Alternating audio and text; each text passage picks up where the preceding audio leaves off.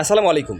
ইনকিলাব মঞ্চের মুখপাত্র ও সংসদ নির্বাচনে ঢাকা ৮ আসনের সম্ভাব্য প্রার্থী শরীফ ওসমান হাদীকে গুলির ঘটনা কয়েক মাসের পরিকল্পিত হামলা বলে ধারণা করেছেন তদন্ত সংশ্লিষ্ট ব্যক্তিরা। কেননা ফয়সাল ও আলমগীরের জন্য গুলি করার আগের রাতে সাভারের আশুলিয়ার একটি রিসোর্টে মোসমাস্তির ব্যবস্থা রাখে মাস্টার মাইন্ডরা।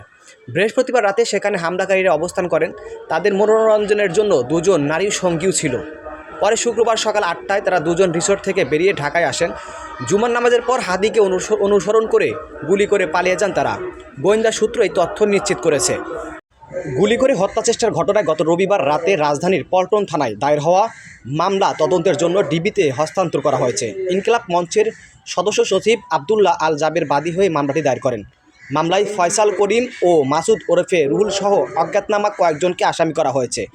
ঢাকা মহানগর গোয়েন্দা পুলিশের প্রধান অতিরিক্ত কমিশনার শফিকুল ইসলাম জানান, পল্টন থানায় দায়েরকৃত মামলাটি ডিবি পুলিশ তদন্ত করেছে।